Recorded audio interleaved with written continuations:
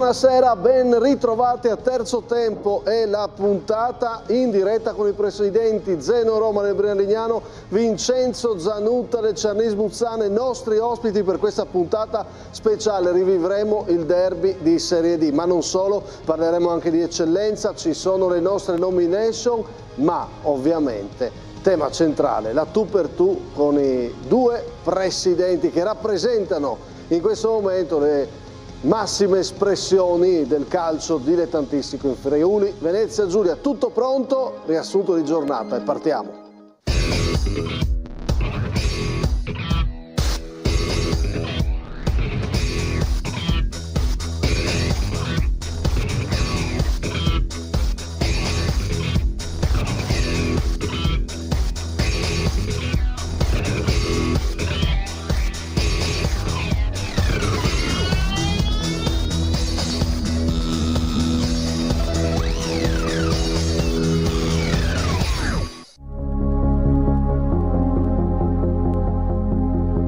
Facendo un altro passo rispetto a tutto il resto del campionato. A parte questo campionato qua, tutte possono vincere con tutte. Il campionato del Cervignano è molto altalenante. Vi aspettavate di più voi? O siete in linea? No, ci aspettavamo di più. È un campionato tanto equilibrato, per quello io non ho ancora perso le speranze, te lo dico proprio sinceramente. Perso le speranze per cosa? Per i playoff. Vado a chiudere chiedendovi il risultato di giornata in eccellenza. L'LME, dai. La vittoria dell'LME è la vittoria di giornata. La dedico a mia morosa, che era un anno e mezzo che aspettava. Un gran giocatore che secondo me ha trovato alla Varian proprio la serenità che gli era mancata. Siccome non voglio essere banale, metto il Tamai perché alla fine si trova a 3 punti dall'UFM. Punti preziosissimi. Dobbiamo ringraziare San Manente alla fine. Il risultato dell'UFM secondo me è colpisce. Un risultato che colpisce. Si deve considerare un pareggio grave quello della capolista. Secondo me no. La Pro Gorizia è una squadra secondo me scorbutica da affrontare in questo periodo. Diciamo che dai ancora più fiducia a una squadra che in questo momento sta tanto bene ed è la più forte del campionato in questo momento. La partita in sé è stata di un livello alto. Oggi abbiamo dimostrato di essere squadra matura.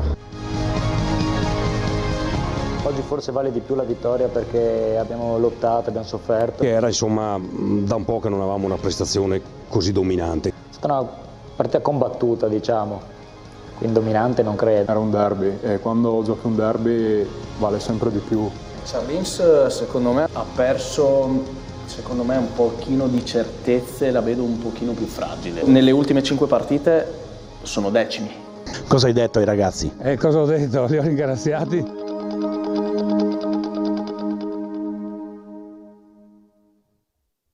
Eccoci qua, allora buonasera e ben ritrovati, parleremo e toccheremo diversi di questi argomenti, ma partiamo, ovviamente puntata dedicata al derby di Serie D. Benvenuto al presidente Zeno Roma del Brian Lignano, alla mia destra, ciao presidente, abbiamo chiuso la copertina con te che festeggiavi, buonasera all'Ermanno Tomei. Ciao Massimo. Dall'altra parte Vincenzo Zanutta, presidente del Cernís Buzzane, ciao presidente. Ciao Massimo, buonasera. a tutti. Simone Fornasiere. Buonasera. Allora, festeggiato, stati d'animo insomma, abbiamo visto festeggiare 2 giorni dopo, come sta il presidente Roma? Continuiamo a festeggiare perché sì? insomma, per noi è un evento storico insomma. Ma hai festeggiato tanto? Direi di sì. Sì. Sì, allora ci tenete a questo derby perché l'anno scorso è entrato in campo ad esultare Zanutta, all'andata ne parleremo, quest'anno tu hai esultato tanto, quindi ci tenete tanto a questo derby. Ma sai, oltre al blasone della squadra che incontravamo in questi anni, almeno da quando sono anch'io nel calcio, è sempre stata una categoria avanti, siamo riusciti a giocare la stessa categoria, siamo riusciti a fare delle partite assieme, questa è la prima volta che vinciamo. Beh, insomma, è una grande soddisfazione per noi, motivo di orgoglio sicuramente. Vincenzo Zanutta, questo derby è così importante allora?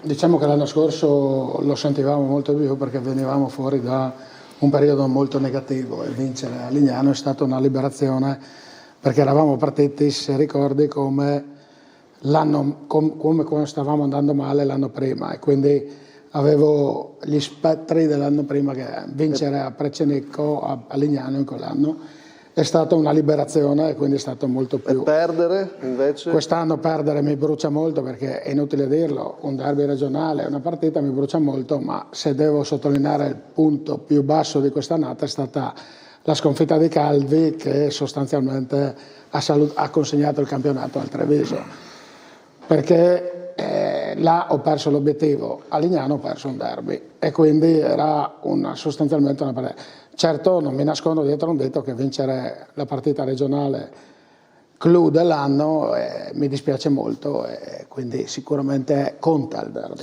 Sentirò fra poco Simone Fornaciari ed Ermanno Tomè, però prima riviviamo questo derby, cosa lascia nel nostro servizio. Vediamo.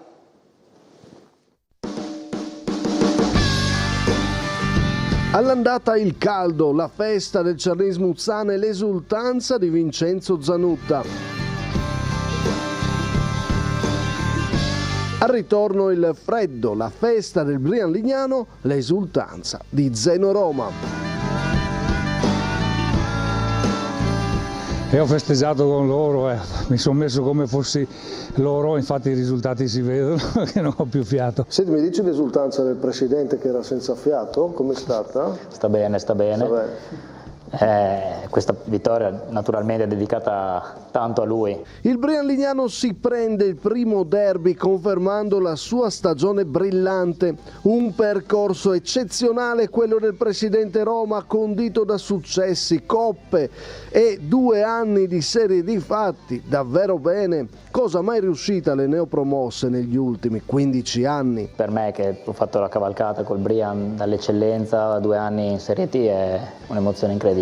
Dalle emozioni positive del Brian Lignano del capitano Alessio al momento negativo del Cernis Muzzane, che sta perdendo certezze. Fa male, dà fastidio perché è la seconda sconfitta. Il secondo KO consecutivo costa caro, il Treviso scappa, quasi irraggiungibile, e il -16 è un verdetto che gela ancora le ambizioni del presidente Zanutta. Oggi la sua squadra deve anche condividere il secondo posto con la Clodiense, che domenica arriva a Sevegliano, vero fortino del Cernis Muzzane contro i problemi in trasferta, ben 20 i punti lasciati fuori casa. Il momento è difficile perché comunque si allontana, perché la Clodiense oggi è venuta a pari punti con noi, il Mestre ha pareggiato a Conegliano, sapevamo che il girone di ritorno era più duro, sapevamo anche che il rientro di giocatori importanti non è che immediatamente rientrano in condizione per fare quello che magari facevano prima, perché hanno avuto infortuni un po' lunghi. Il derby conferma l'ascesa di Moras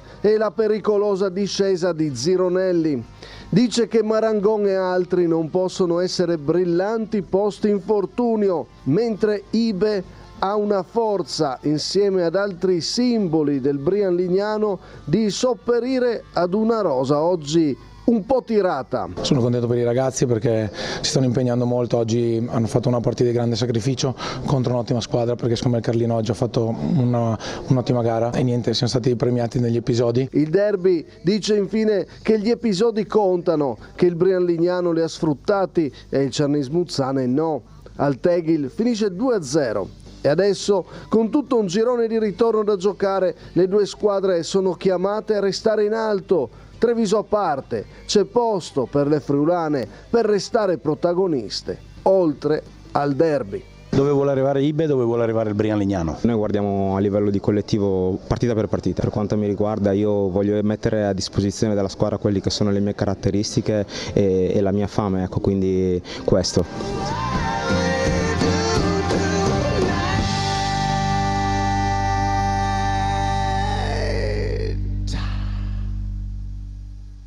Abbiamo chiuso con Ibe, grande protagonista di questo derby. Che cosa ha detto a voi invece il derby?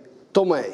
Ma guarda, io Massimo sono d'accordo con quello che ha dichiarato Alessandro Moras, che secondo me il Cerlins ha fatto una buona gara, non meritava assolutamente la sconfitta da quello che ho visto io domenica in campo. È chiaro che poi, come diceva anche Zeno, vincere un derby, ragazzi, anche se è un piccolo derby, ma comunque è un derby regionale che richiama sempre l'attenzione, certo. I media comunque seguono, i presidenti ci tengono moltissimo, visto l'esultanza di Vincenzi e l'esultanza di Zeno nei 2 derby, loro tengono moltissimo a questa partita qua. Però ripeto, se andiamo nello specifico, è stata una gara molto equilibrata dove a tratti il Ciarlins ha avuto anche un predominio. Si vedono 2 squadre diverse, una squadra secondo me un po' legata, nervosa, e dall'altra parte una squadra invece che gioca in modo molto libero, sciolto, con la mente libera. Simone. È stato un derby secondo me sia quello di andata che quello di ritorno all'insegna dell'equilibrio, no? Perché anche all'andata, sebbene ci fossero state meno occasioni da una parte e dall'altra, era stato un episodio a deciderlo, no? Con quella respinta del portiere, poi Tardivo si era fatto trovare pronto. Anch'io concordo e apprezzo l'onestà intellettuale anche di Moras, che proprio a me ha detto è stato un derby segnato dagli episodi, perché tutto è ruotato intorno a quel quarto d'ora del secondo tempo, con 2 occasioni almeno limpide del Ciarlins, quella di Camarà credo che sia clamorosa, no? Mandando alto, poi il Brian al primo corner ha trovato il vantaggio. Però io penso che possiamo fare un augurio a Ciarlins e Brian, che ci sia il quarto derby stagionale, che sia un turno di playoff, perché no?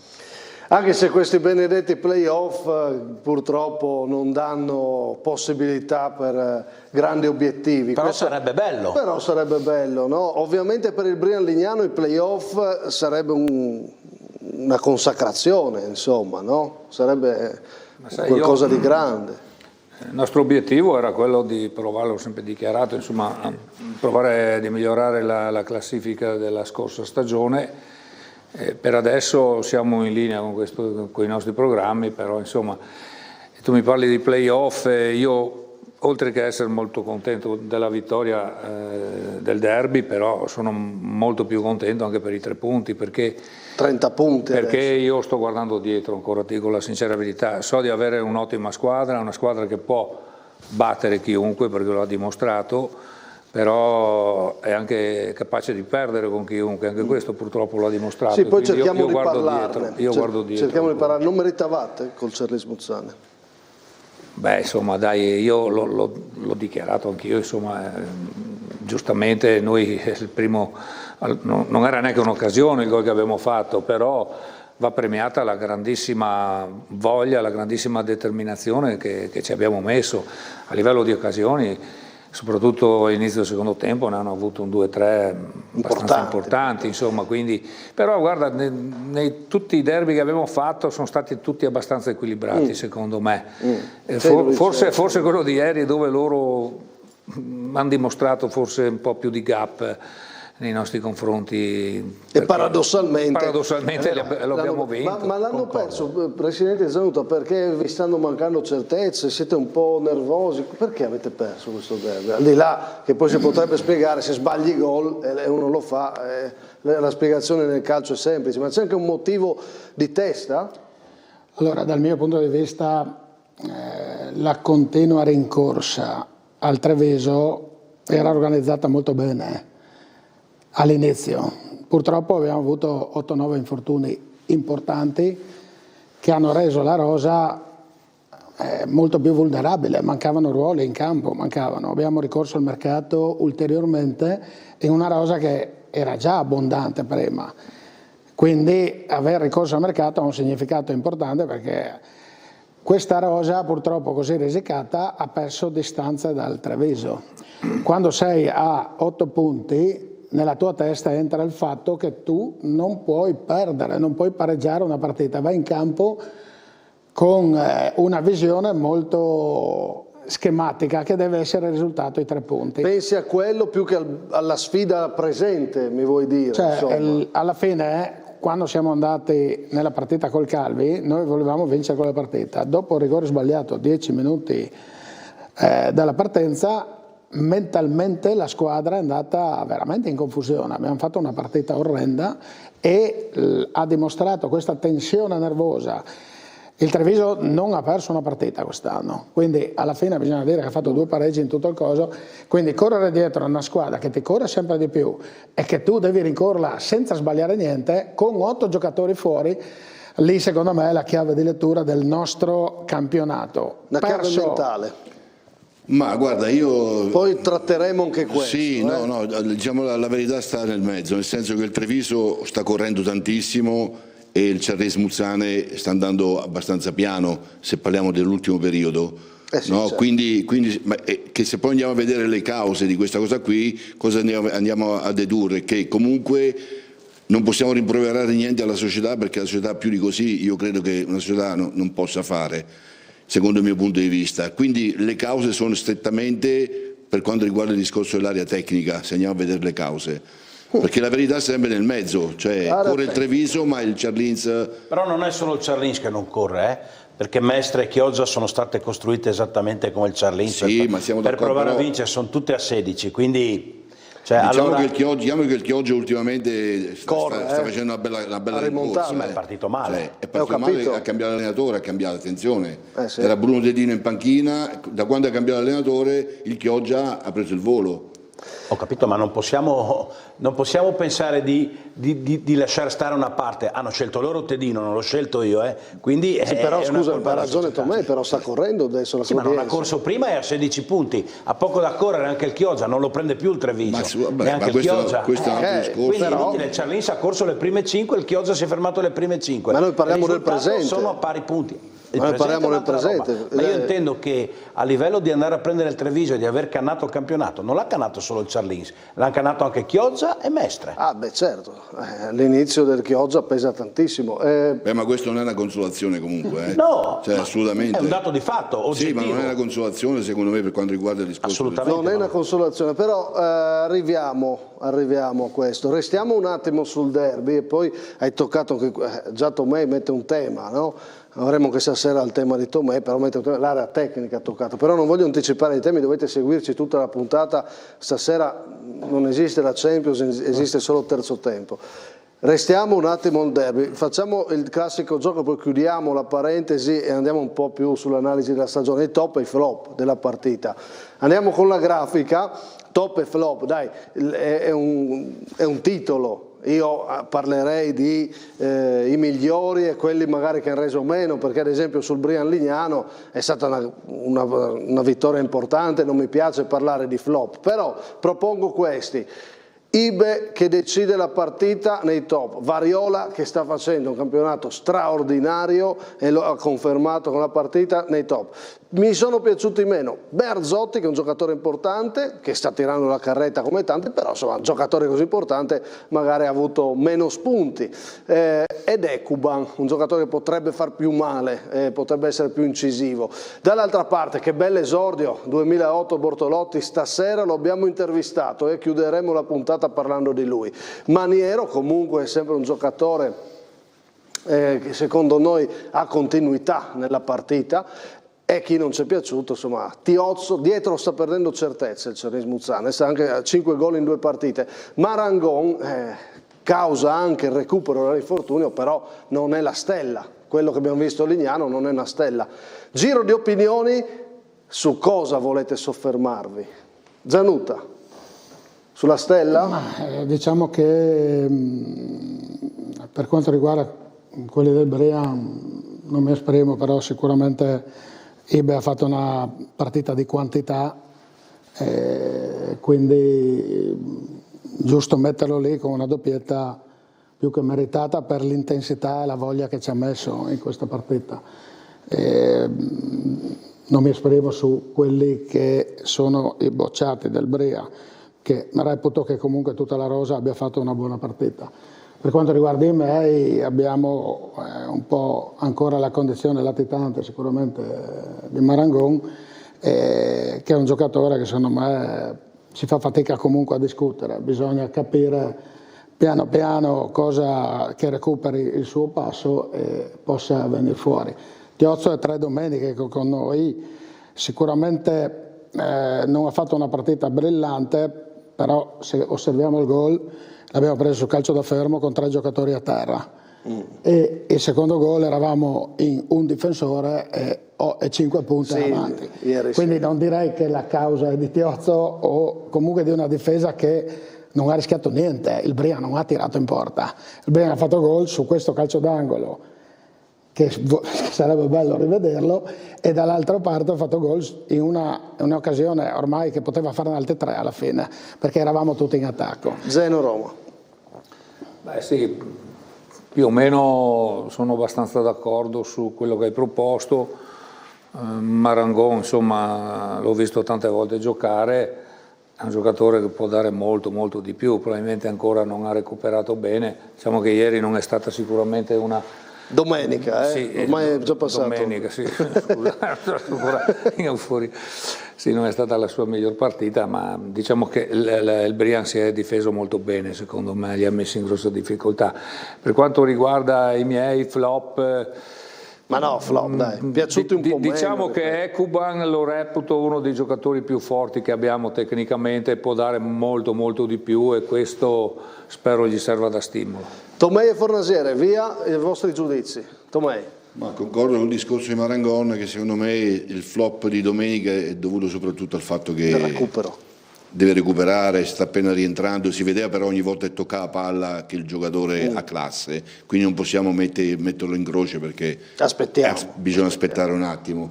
Invece per quanto riguarda i top, ho visto 2 giocatori secondo me fortissimi, Mazzola e Dorattiotto, mi sono piaciuti tantissimo. Ok, quindi cambieresti i nostri 2, sì. Mazzola e Dorattiotto. Sì. Fornasiere. Ma sì, no, anch'io sono abbastanza d'accordo. Se posso aggiungere magari un top nel Brian Legnano, mi è piaciuto molto Mutavcic, il portiere, l'ho visto sicuro, l'ho visto anche con i piedi, quindi l'infortunio di Biz, mi sembra che il Brian Legnano ha sopperito con un portiere 2007, quindi non facile, è stata una bella sorpresa. Però mi piace soffermarmi su Bortolotti, 2008, che non aveva messo in piede in campo a Noale la domenica prima tipo 3 minuti, e il resto praticamente ha iniziato a allenarsi in prima squadra 20 giorni fa, no? a giocare, e quindi 2008, prodotto del settore giovanile del Charlis, insomma direi che ha fatto una partita più che altro di personalità, che per un 2008 è andato anche 2 volte al tiro, poi ha tirato alto, ma insomma... Stasera lo conosceremo meglio, perché è una nota positiva. Su quel giocatore lì che non ho parlato del Brian, su Variola, perché mi sta stupendo in un modo incredibile. C'è un giocatore cresciuto tantissimo, anche domenica ha fatto una super partita. Veramente. Anche Fusco secondo me sulla sinistra ha spinto abbastanza. Ma è stata una buona partita, cioè, una partita di buon livello, l'abbiamo un po' analizzata. Infatti, no? hai detto bene, più che flop direi i meno convincenti, non lo so, quelli che potevano, magari ti aspettavi qualcosa in più, però flop tra l'altro tutti con delle giustificazioni, insomma, comunque non da bocciare in maniera così eclatante. Poi su Marangon c'è proprio il tema, lo abbiamo detto, del recupero, è un tema. Prendiamo il Brian Legnano e Charnis Muzzano e parliamone un attimo separatamente su cosa può dire il derby anche guardando al futuro. Stasera ospite Federico Francioni, che era a vedere il derby, abbiamo sulla puntata della Serie D sentito la sua opinione, e questo è il messaggio al Brian Legnano, sentiamo. Però stanno facendo un campionato a ridosso dei playoff, con una rosa che secondo me è un po' limitata come numero, perché non ha tanti ricambi. Cioè, questo dà valore. Dà valore a quello che stanno facendo, però dall'altra uno dice, beh, proviamo, anche se i playoff sappiamo non portare a nulla, cosa facciamo? Ci prendiamo la soddisfazione di poter arrivare ai playoff investendo ancora qualcosina, oppure preferiamo continuare il nostro campionato senza né drammi quando si perde né grandi esaltazioni quando si vince? Cosa volete fare allora? Io credo che adesso fare mosse nel mercato sembra una cosa di una stupidità assoluta, anche perché... Avevate l'occasione Pasa. Ma appunto, sì, ma Pasa adesso è un ruolo che siamo coperti, è un ottimo giocatore. Però giocate quasi sempre quelli, Però funziona, sì, sembra, no? Quindi se funziona, dopo ti però dirò, c'è ancora tutto il ritorno. Mi piace anche sottolineare che ho avuto 5 giocatori fuori per 1 mese e mezzo, 2, avevo solo juniores in panchina, quindi non è che siamo stati fortunatissimi. Mi piace sottolineare, mi si dice di intervenire sul mercato, io ho un Rocco parcheggiato che per noi doveva essere tanta roba, Mi chiedo dove saremmo se Rocco non si faceva male, si è fatto male col Calvi la prima, aveva fatto una partita strepitosa, io già mi ero immaginato 1000 cose, quindi Diciamo che siamo felicissimi di stare dove stiamo e sono convinto che continueremo a far bene anche nelle prossime partite senza andare a cercare chissà che cosa. Nel servizio ho detto l'ascesa di Moras, no? Una conferma, il vostro gioco è lodato spesso, no? Beh, insomma, lo sta dimostrando, gode di tutta la mia stima e lo sta dimostrando campionato dopo campionato, insomma, ha il suo modo di giocare, mi sembra di poter dire che spesso giochiamo anche bene e quindi credo che possa anche pensare ad ambire anche a qualcosa di più, insomma, penso che è un allenatore che penso che farà carriera, insomma. Niente mercato, insomma, hai risposto chiaramente a Franzoni, non serve. No, una punta ci servirebbe, però ne abbiamo anche visionati qualcuno, però deve essere una punta che ci serve, non tanto per metterla lì. Ci piace ragionare bene, insomma, quindi se viene fuori l'occasione e come si dice qualità-prezzo che è adeguata anche alle nostre possibilità, lo faremo, insomma, ma non è che abbiamo tutto questo gran bisogno, abbiamo anche qualche bel giovane che avrei voglia di vedere. Giusto. Franzoni invece sul Charlis Muzzane, sentiamo. Arriva. Secondo me loro quest'estate hanno fatto una squadra molto forte che vale il Treviso, a mio avviso. Adesso c'è anche da dire che ti stanno rientrando i giocatori, ti sono rientrati, ma dopo infortuni di 2 o 3 mesi dovranno trovare anche la condizione.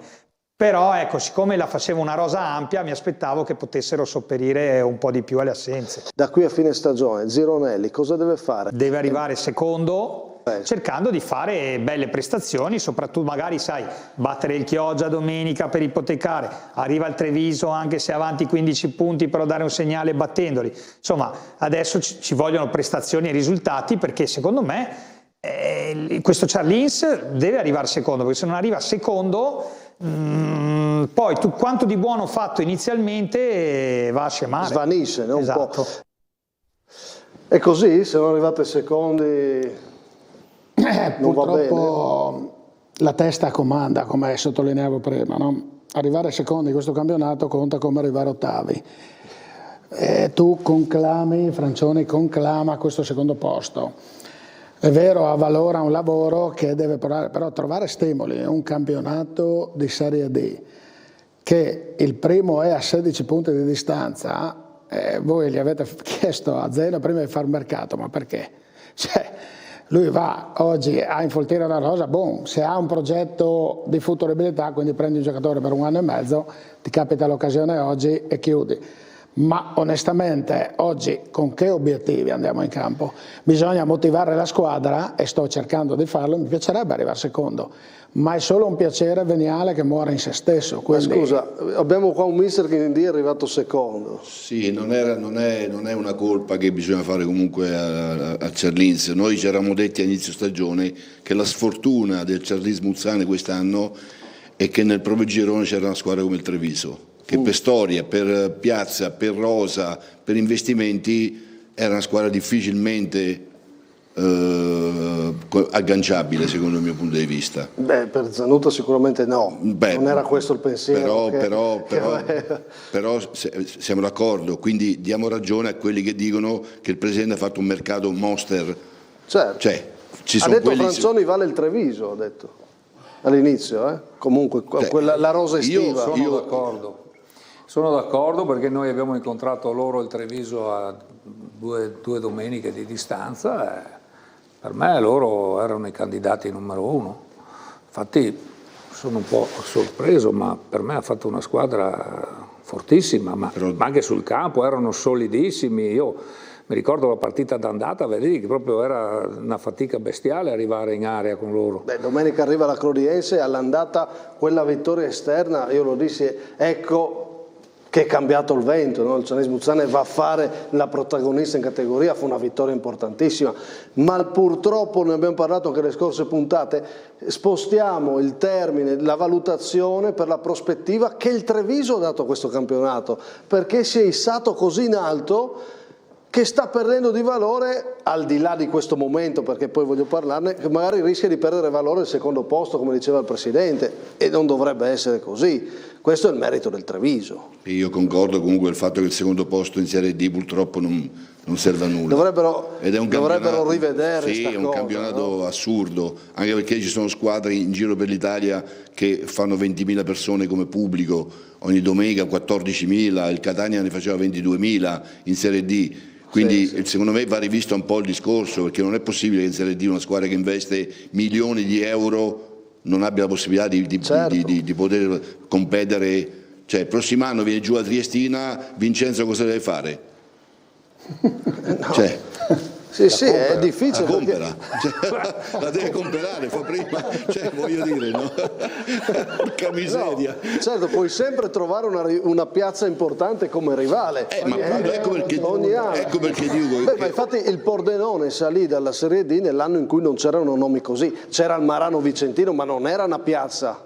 Quell'anno lì non c'era la piazza. Assolutamente. Non c'era. Veramente la piazza conta in questa categoria. Era Pordenone la piazza. Era Pordenone, era Pordenone, vero? Io però non sono d'accordo con nessuno. Per me invece il secondo posto conta e come.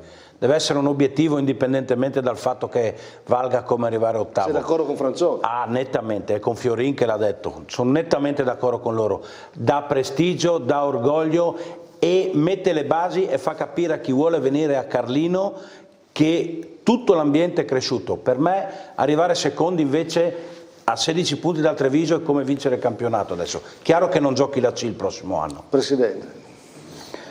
Bisogna entrare nella testa di chi va in campo e dirgli che fino a ieri abbiamo detto che volevamo vincere, adesso vogliamo arrivare secondi. E tu non hai tanta voglia. Tu non hai tanta voglia, mi fai capire. Così una passeggiata, entrare nella testa. Manda Fiorini a dirlo, no? Tu. Ma siete in crisi adesso? Comunque effettivamente dobbiamo trovare le motivazioni per riuscire a finire bene. Siamo a metà campionato adesso, mancano troppe partite per dire boh, facciamo 6 punti, siamo matematicamente salvi e buonanotte suonatori, ma non può essere così. Dobbiamo trovare la motivazione per andare in campo, la motivazione per quella gente che ci segue, che viene a vedere la partita, che non può vedere 15 sconfitte, che dobbiamo assolutamente riprendere forza e capire qual è la continuità che vogliamo dare a questa squadra il prossimo anno. Presidente, torniamo al titolo. 20 punti lasciati fuori casa è un'enormità incredibile. Ecco, questi sono dati che vanno analizzati, perché arrivo un po' ai ragionamenti di Tomei. E poi ultima vittoria a Chioggia che hai appena ultima detto vittoria a Chioggia in settembre, incredibile. Crisi Cernis-Muzzane, è giusto dire crisi in questo momento? Ma sicuramente c'è la flessione che si sperava di non avere, però effettivamente siamo in un periodo negativo. Ma guarda, io prima ho sentito parlare Fiorini di dominio, no? Secondo me il Cernis-Muzzane quest'anno il dominio non l'ha mai avuto. Io ho visto 5 partite, non ha mai dominato nessuna squadra, anche se parliamo di squadre molto più modeste del Cernis-Muzzane. Io non l'ho mai vista dominare, non ho mai visto una squadra che ha messo l'avversario alle corde per 70-80 minuti, mai. Una squadra che ha fatto a sprazzi alti e bassi durante la partita e questo non ti porta purtroppo da nessuna parte. Hai parlato di area tecnica, perché? Cosa vuoi dire? No, ma perché? Cosa bisogna dire a una società che investe, a un presidente che ha quella passione lì? Cosa gli vuoi dire? Cioè, non è che possiamo accusare Vincenzo Zanutta dei risultati che sta avendo adesso. Zironelli? Lo metteresti allora io ho detto in discussione? Io ho detto già che in qualsiasi altra società d'Italia, l'ho già detto, no? Sì, l'ho detto. Con quegli investimenti, con quella struttura di squadra, con questi risultati, l'area tecnica sarebbe già saltata. Zanutta ha reso meno sta rendendo meno in questa stagione il tuo allenatore? No. L'allenatore, mi ripeto nelle varie scusanti, ha costruito la squadra assieme a Dennis Fiorin, ovviamente condividendo tutto con me, e in queste scelte è stato determinante. Poi queste persone che ha scelto non le ha avute, quindi non possiamo addossare a zero la causa di questa situazione. Dovevamo valutarlo in una situazione dove aveva a disposizione tutti i giocatori. Adesso ce li ha. Forse può essere la motivazione corretta per completare bene questo campionato. Ok. Vedremo allora, deve dare delle risposte allora da qui alla fine ha a disposizione i giocatori, dobbiamo trovare la quadra. Tempo ce n'è, come diceva prima il Presidente, cioè siamo a metà campionato, quindi di tempo ce n'è. Comunque se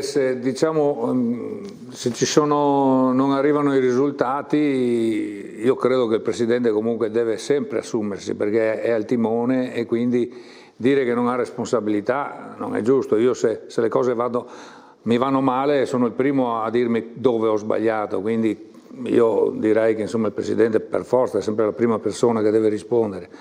Poi per tutto il resto effettivamente io al posto suo avrei fatto esattamente quello che ha fatto lui, perché ha fatto una grandissima squadra e ha un bravissimo allenatore, perché a me Zirunelli piace tantissimo ed è anche una brava persona da quel poco che sono riuscito a percepire. E quindi effettivamente forse le colpe stanno altrove se non ci sono i risultati. Io ho la fortuna che da quando ho in mano il Brian Lignano ho sempre migliorato anno dopo anno, quindi non mi sono mai trovato in queste difficoltà, ma mi capiterà prima o poi e lì sicuramente dovrò farmi tante domande. Secondo me il tema è quando decidi di voler vincere, e Vincenzo Zanutta lo ha deciso qualche anno fa.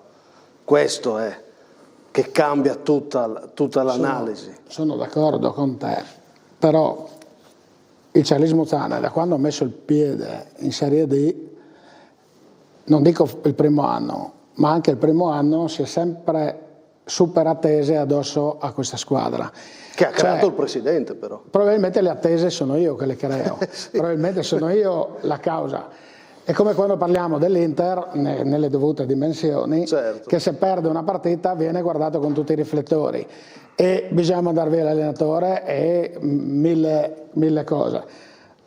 Quindi mi fregio di essere considerato l'Inter del campionato.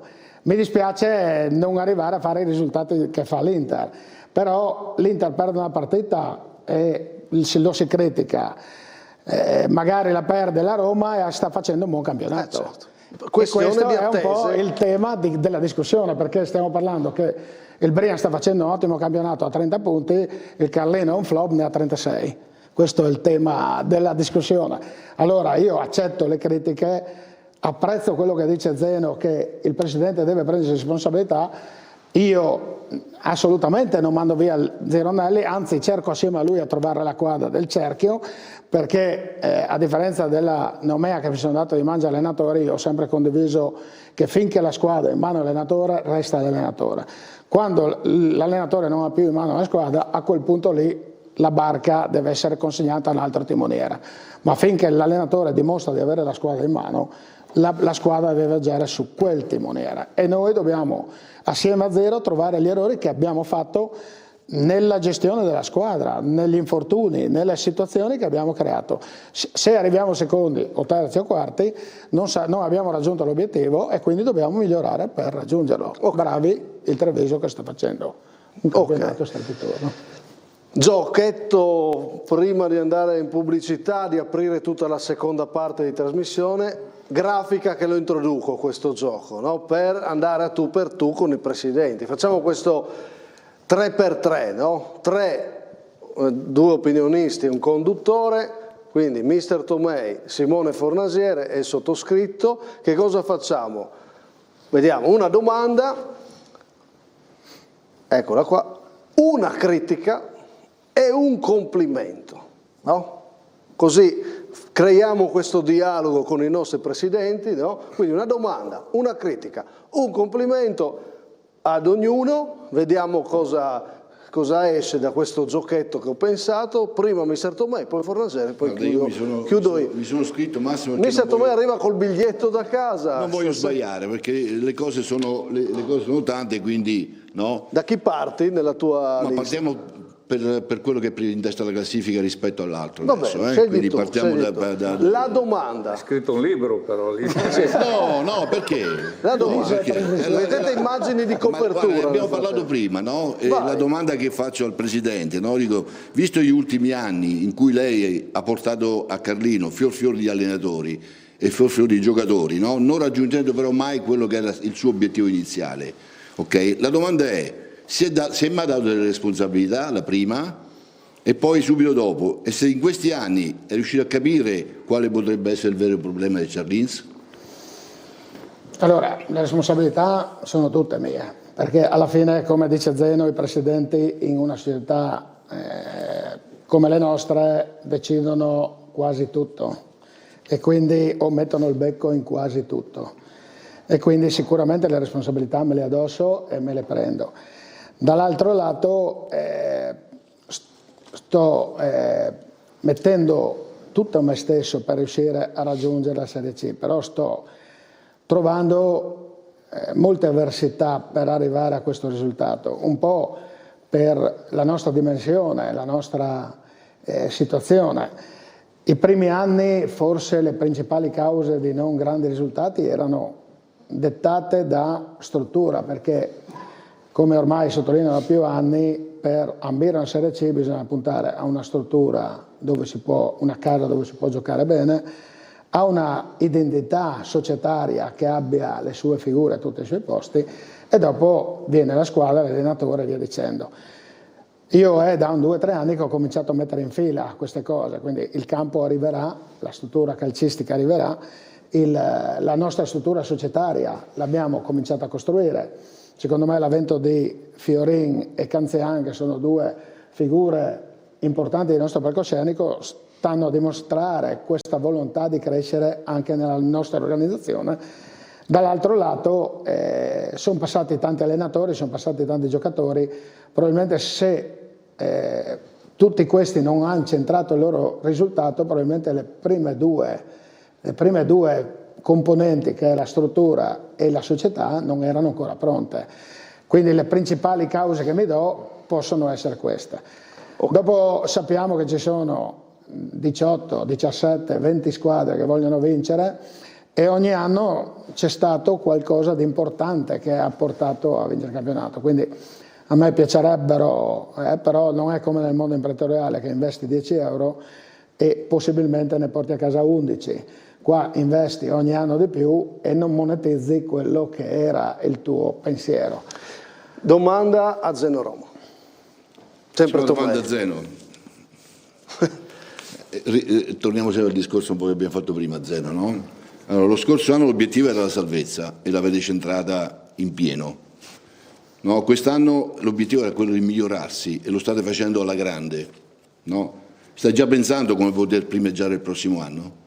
No, beh, ci sono in Serie D, ci sono società che hanno una forza economica nettamente superiore a quello che possiamo mettere noi. Noi abbiamo però la grande fortuna di avere una bella struttura, di avere delle strutture e di avere una bella società, perché il mio lavoro era concentrato nel creare la società prima dei giocatori. Per me vengono molto dopo i giocatori, quindi lì stiamo lavorando bene, la struttura c'è.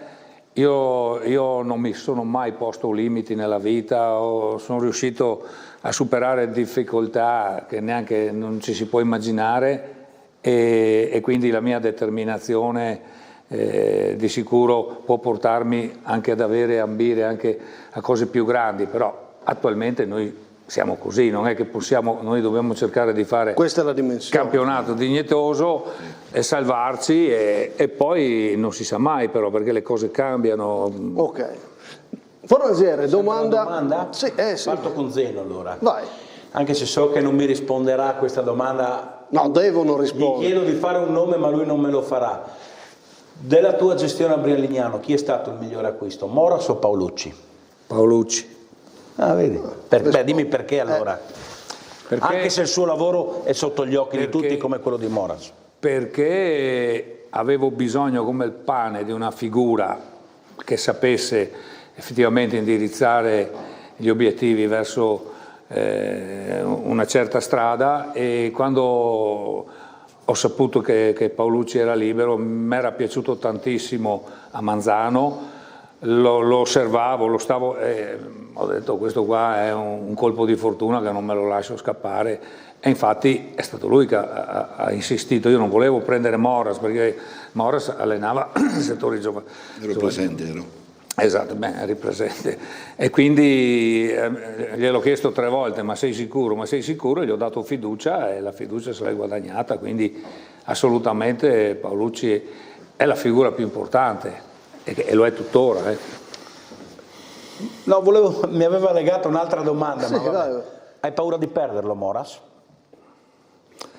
No, paura no, perché allora io spero che resti con me tutta la vita, però i cicli comunque finiscono e sarei felicissimo per lui se trova stimoli magari più alti di quelli che possiamo dargli noi, quindi sì, diciamo se la chiamiamo paura, ho paura che quest'anno... Paura sportiva, glielo suggeriresti a Zanutta, Moras? No, non mi permetterei mai se dopo sbagli.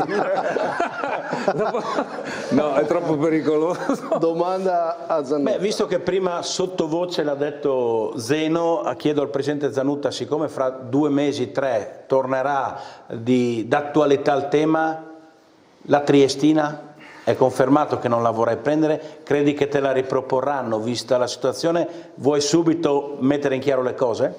No, oggi non è nemmeno l'ordine del giorno, è una realtà sportiva che mi dispiace veramente di cuore che non riesca ad esprimere il calcio che merita quella piazza lì, però oggi non è nei miei piani, non è all'ordine del giorno come argomento.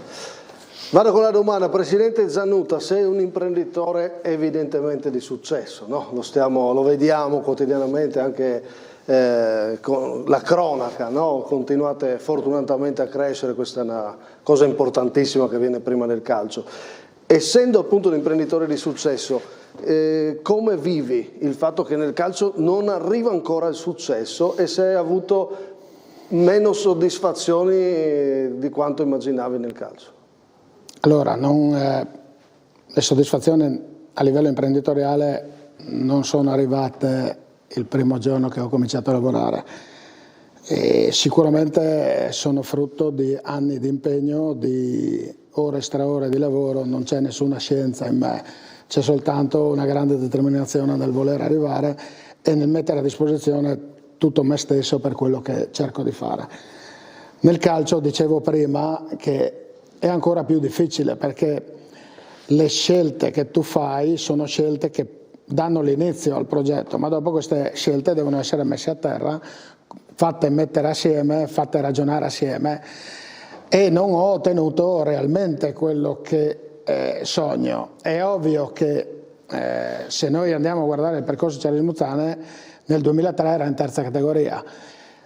Vorrei vedere quante società in Friuli oggi hanno fatto tutto il percorso di tutte le categorie, vinte tutte, e essere 10 anni in Serie D con ambizione di salire. Quindi è vero, non ho centrato l'obiettivo Serie C, ma se guardo dietro, secondo me, non è proprio da schifo questo percorso che ho fatto. Le soddisfazioni. Dopodiché io voglio di più da me stesso e non guardo mai dietro. Voglio arrivare a quell'obiettivo che mi sono prefissato e lo percorrerò con tutto me stesso. Bello. A proposito di percorso, Presidente Zeno Roma, io conosco il tuo percorso dalla prima ora, devo dire. Sì, siamo partiti anche noi dalla seconda comunque, sì, vincendo tutti i campionati. Dalla seconda. Forse esatto. Tu sei andato su ai playoff un anno. In prima categoria. In prima, vero? Ecco, mi pare. E tu eri vicepresidente, no? Sì. In seconda, fino alle soglie della D. Tu diventi presidente l'ultimo anno, vinci l'eccellenza, le coppe. Vabbè, insomma, la domanda è questa. Pensando a questo percorso di crescita, cosa pensi se ti faccio i nomi di Gianfranco Chiandotto e Paolo Bacicchetto? Penso che sono stati dei compagni di percorso con cui ho condiviso tante gioie e purtroppo nell'andare avanti degli anni anche troppe amarezze, quindi come tutte le cose hanno un inizio, hanno una fine. Io penso che adesso sia giusto che anche le nostre strade si siano divise, però assolutamente ricordo con grande affetto, grande simpatia, anzi dirò di più, quegli anni lì che eravamo noi tre assieme, forse sono gli anni con cui mi sono divertito di più, sinceramente. Pausa, torniamo dopo la pubblicità per chiudere questo gioco, perché tira fuori anche un po' di emozioni, no? Oltre all'analisi della partita, e dopo entriamo anche nell'argomento delle nomination e l'attualità, quindi abbiamo ancora carne al fuoco, restate con noi. Eccoci qua. Andiamo avanti. Prima di chiudere il nostro giochetto, anche un po' di attualità. Circolano, tutto dilettante, aveva riportato anche la possibilità che in futuro però questi playoff contassero. Mi pare no? fra 2 stagioni, no? Che c'è in programma la riforma. Questa potrebbe di calare i gironi, visto aumentare... che ne abbiamo parlato nella prima parte dei playoff che non danno niente, pare si stia lavorando. Attualità, Treviso non potranno arrivare a Legnano i tifosi, questa scelta del prefetto fa male al Brian Questa Legnano. fa tanto male, è una sfortuna incredibile, anche perché insomma questi qua si muovono in parecchi e insomma a noi ci sarebbe piaciuto avere lo stadio, non dico pieno, ma insomma l'anno scorso avevano quasi riempito il settore ospiti, quindi... Riprendiamo, quindi insomma un bel peccato, riprendiamo in mano questo tu per tu con i presidenti, regia, quindi dobbiamo andare con la critica. Simone, critica a Zanutta, ti metto subito in difficoltà. No, perché adesso ce l'hai lì. Secondo me la critica che faccio io al presidente Zanutta è che è al nono anno di Serie D, quest'anno è il 9° campionato. La critica che faccio io è che ha strutturato la società troppo tardi rispetto all'obiettivo che, come ha detto lui, si era posto al secondo anno. E infatti secondo me adesso con l'avvento, come ha detto lui prima, di Fiorin, di Gianluca Canzian, insomma le cose sono nettamente migliorate, lasciamo stare il -16 adesso che... Certo, sulla critica se volete intervenire ditemi pure, altrimenti andiamo avanti. No, confermo che effettivamente dovevamo pensarci prima. Soltanto che lo stadio, noi non abbiamo la fortuna di essere a Legnano dove c'è uno spettacolo di stadio e riuscire a mettere assieme le risorse, che ringrazio la Regione che le ha messe, è un percorso impegnativo. In una situazione di un paese che bisogna crederci per metterle, non è stato facile. Okay. Quindi sicuramente ha ragione Simone che bisognava fare prima, ma... non è facile. Vorrei fare anch'io una critica, se posso, che non è una critica, è una cosa che mi sono sempre posto. È ammirevole, è encomiabile quello che sta facendo Vincenzo, però la critica è: ma se domani Vincenzo si stanca, cosa rimane? Speriamo non si stanchi mai, però è molto legata... Io gli auguro di non stancarsi mai, però diciamo... Vincenzo... me la sono sentita ripetere più volte, Vincenzo può stancarsi, però tutto nella vita ha un inizio e una fine, ogni ciclo ha un inizio e una fine. Se nella mia testa io riesco a strutturare una casa adeguata a una bella società, a strutturare una società che possa avere lungimiranza, dal mio punto di vista forse riesco a dare una visione oltre Vincenzo Zanutta a questa società. Magari qualcuno arriverà in un futuro perché trova qualcosa di importante. Arriverà Matteo.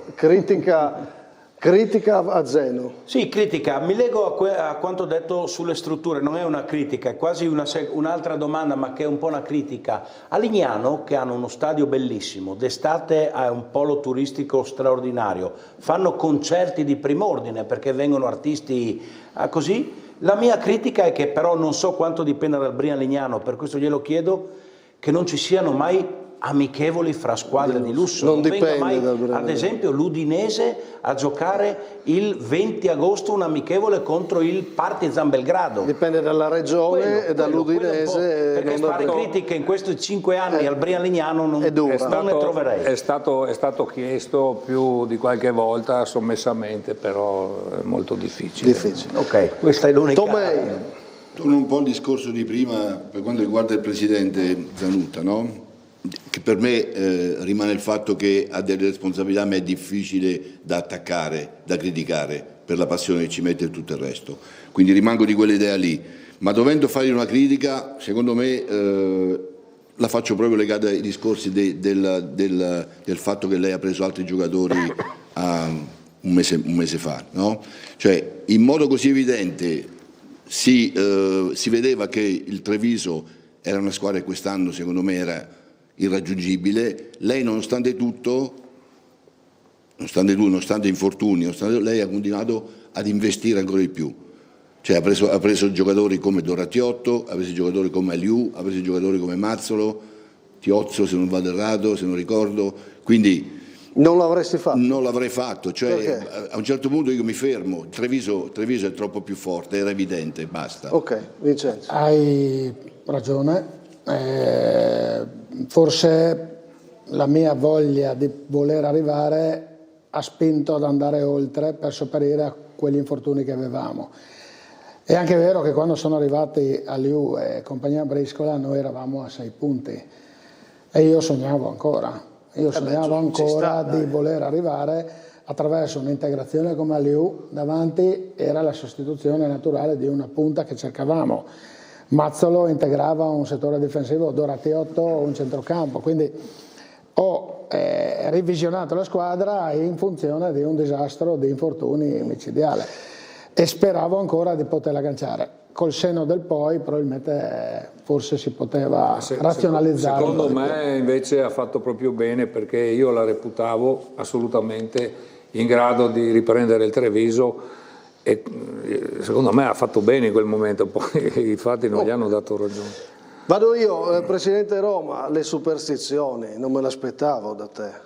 Ma io vivo di superstizioni. Si gioca di sabato. Ma infatti abbiamo vinto il derby solo per quello. Ho capito, però si gioca... era perso garantito. 5 su 5, facevamo 6 su 6. Però per me si giocano di sabato quelle partite lì. No, magari il prossimo anno il sabato porterà bene.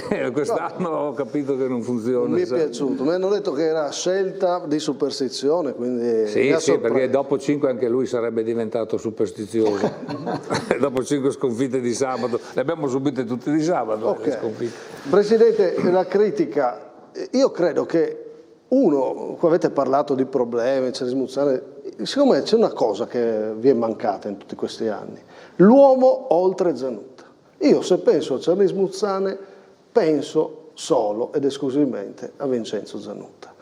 Per me una squadra, una società, per diventare grande agonisticamente, non lasciamo stare gli investimenti, se parliamo di campo, deve avere i leader. Io non riesco a trovare un leader in tutti questi anni di giocatori. Se devo tornare indietro mi verrebbe, al di là di quanto uno gioca come tempo in una squadra, devo tornare indietro, penso a Fabbro dell'eccellenza. Migliorini. Ma leader veri, nomi che in D non lo trovo. Questo secondo me è una mancanza che una squadra non può avere. Allora, giusto, secondo me creare queste situazioni si creano con la struttura e con la continuità. Quindi sono convinto anch'io che sia una mancanza che abbiamo palesato, però bisogna trovarli i leader, no? Bisogna coltivarli, bisogna crederci anche quando magari è il momento di criticarli. Però bisogna sempre cercare di fare delle critiche costruttive che li costruisci. Probabilmente hai ragione tu che io non sono riuscito a trovare un leader di continuità, ne abbiamo trovato qualcuno nel passato che ha fatto anche le nostre fortune, perché i nomi che avete citato ci hanno fatto salire di categoria, ci hanno fatto vivere dei momenti di passione. In quest'anno io mi auguro di trovare qualche continuità e qualche leader. Sicuramente ho in testa qualche nome già di quest'annata e spero che resti con noi e che abbia questo attaccamento alla maglia che è da un po' di anni che mi manca anche a me. Perfetto, e chiudiamo con il complimento, dai, perché queste persone... La critica non gliela faccio io a Zeno. Ah, dovevi fare la critica? Sì, non gliela faccio a questo punto qua. Dai. Ah, ce l'avevi? Non gliela faccio. Ma cosa vogliamo criticare? Abbiamo lo stesso discorso del Presidente Zanutta, no? A gente con così tanta passione muovere delle critiche secondo me è veramente difficile. Però una gliela faccio, so che comunque Zeno... i giocatori ti vogliono bene perché io ho lavorato con te, quindi so il bene che ti vogliono i giocatori. So che ti hanno anche dedicato la vittoria del derby di... mi prendono anche in giro, ma insomma, dai, è difficile prenderti in giro, è difficile prenderti in giro. Ma non mi dà fastidio. Ecco, no, assolutamente. Però ogni tanto qualche tiratina d'orecchio in più ci starebbe. So che tu non lo fai quasi mai.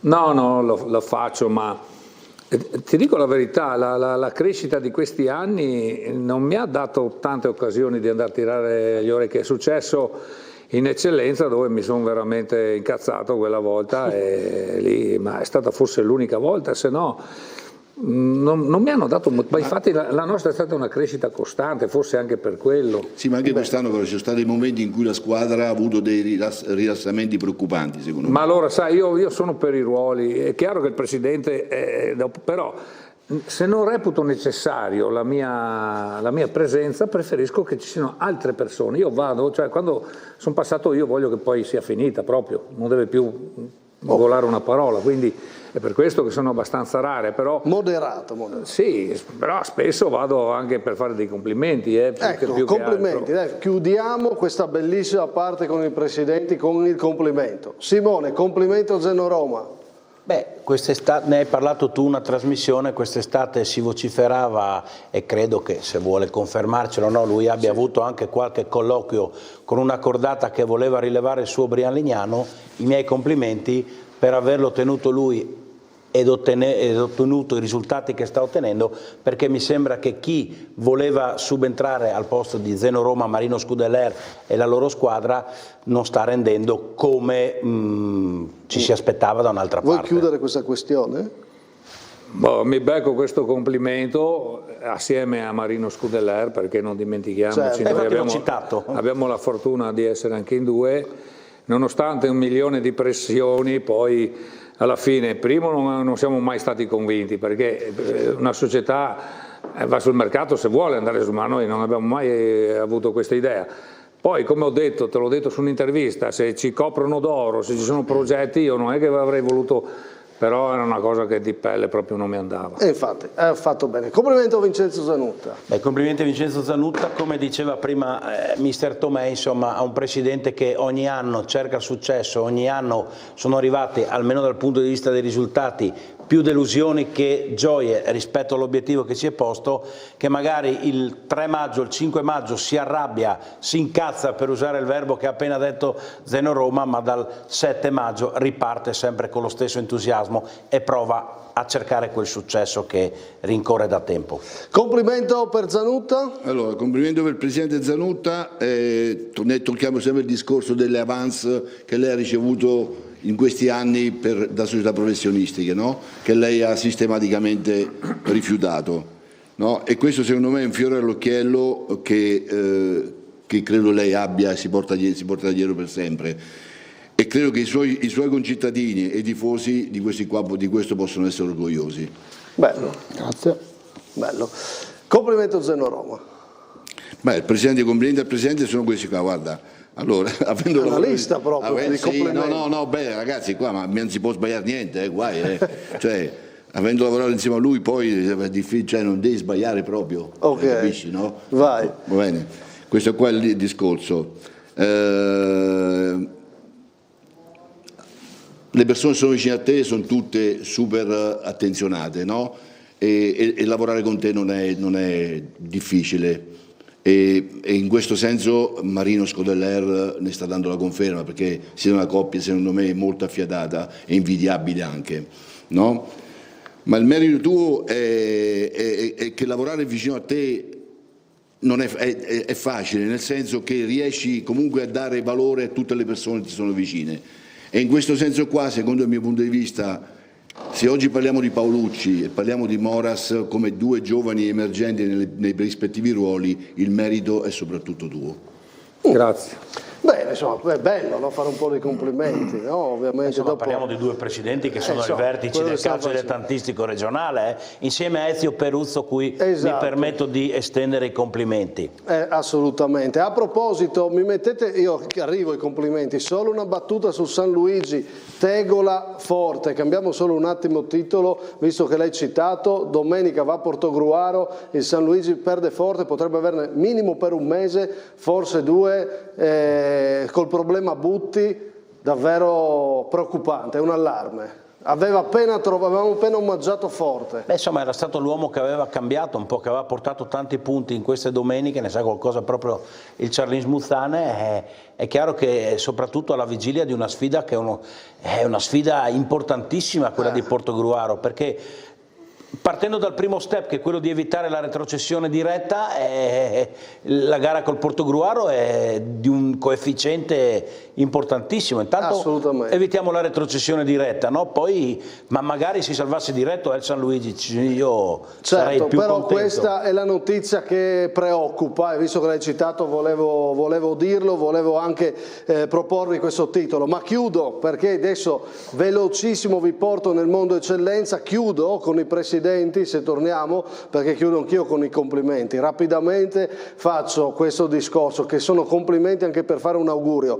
Mi lego quello che ha detto Ermanno Tomè per Zeno Roma. La forza di Zeno Roma è che il protagonista è lui, Marino Scudeler, Paolucci, Moras, i giocatori. Questo è un segnale anche per chi vuole fare calcio in un territorio. Ti auguro che tanti capiscano in quella zona a Lignano che con te si può fare squadra, e ti auguro di poter crescere e che trovi altre persone che vogliono fare calcio con te.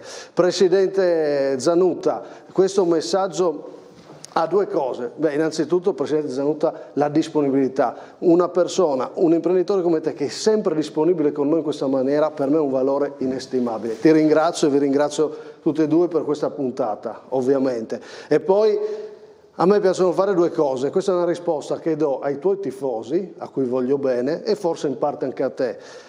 A me piace fare discussione e anche criticare. Fa parte del mio lavoro, e raccontare storie. Le storie si raccontano se ci sono le emozioni. Il Presidente Zanutta è una persona che trasmette emozioni. Mi ricordo quando vinse col Monfalcone di Zoratti, quasi in lacrime a fare una dichiarazione.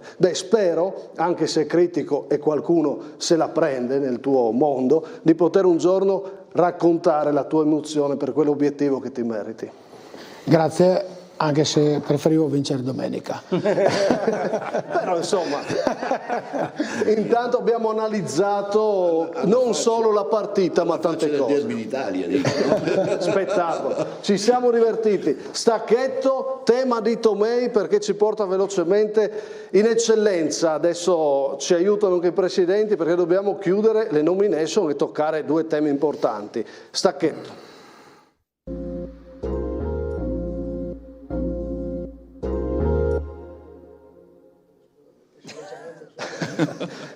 È preparato Tomei sull'eccellenza. Il segnale forte è quello che sta dando l'LME, e si vede perché la squadra dei Barbieri sta correndo veramente tanto.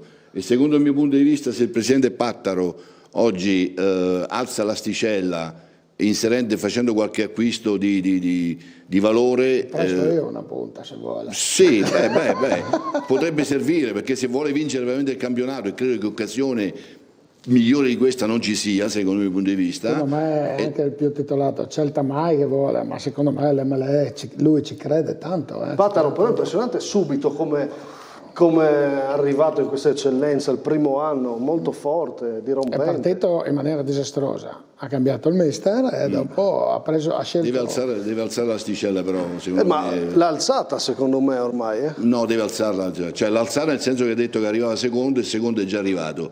Adesso se vuole vincere il campionato deve fare uno step in più, e secondo il mio punto di vista con la rosa che ha non vincerà il campionato facilmente.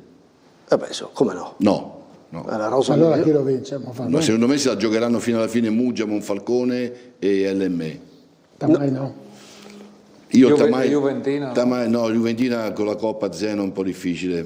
Però insomma ha dato un grande segnale l'LME, ce ne parla Jacopo Puntin di questa vittoria con la Juventina che mostra la Coppa, ma l'LME che si mette in mostra in campionato. Jacopo Puntin.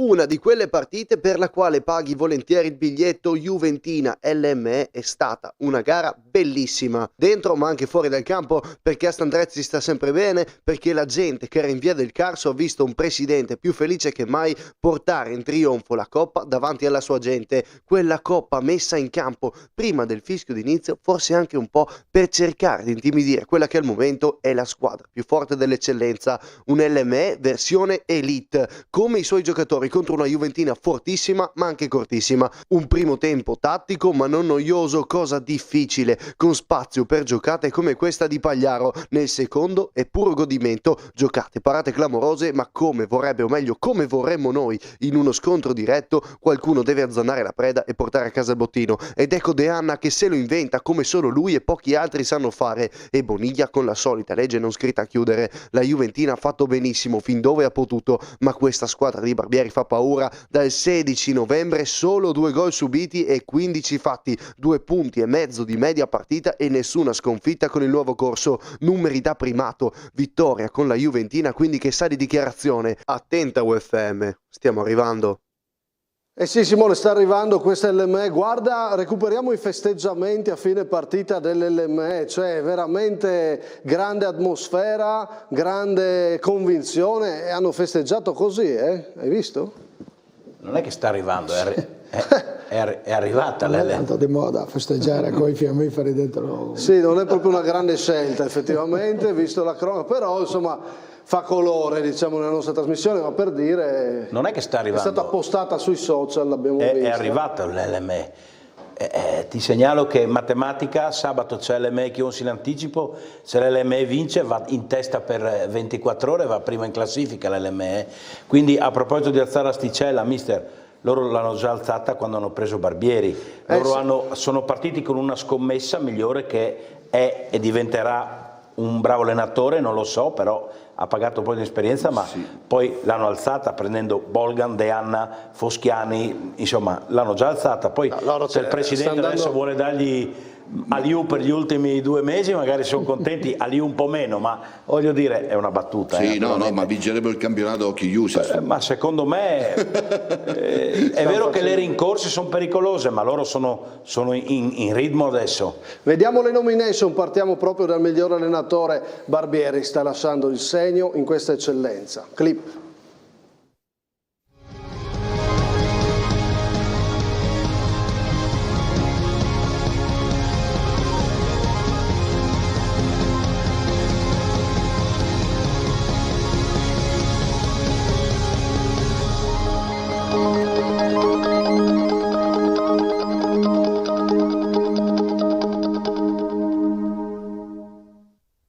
Barbieri sta impressionando, dai. 12 partite in panchina, 0 sconfitte, 2 pareggi, 10 vittorie, penso che sì, sia poco da aggiungere. Ovviamente in questo momento sta facendo la parte del leone.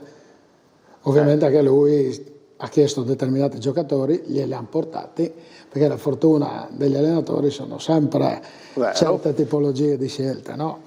Però li ha scelti, li ha portati e ha dato i risultati, quindi ha ragione lui. E sabato sfida il Chions da ex con cui ha vinto il campionato. Ma per me niente di straordinario comunque. Te lo aspettavi? Sì, perché è riuscito a portare in un ambiente prettamente dilettantistico, perché l'LME, secondo il mio punto di vista, è un ambiente prettamente dilettantistico, ha portato qualche cosa in più, ha fatto capire che se vogliono far calcio i presupposti sono altri. E parliamo del discorso del Presidente, si è fatto prendere i giocatori e questi giocatori stanno dando ragione. Barbieri lo confermate, mi pare di capire, miglior allenatore del weekend, vi propongo il miglior giocatore, continuiamo con le nomination, vediamo.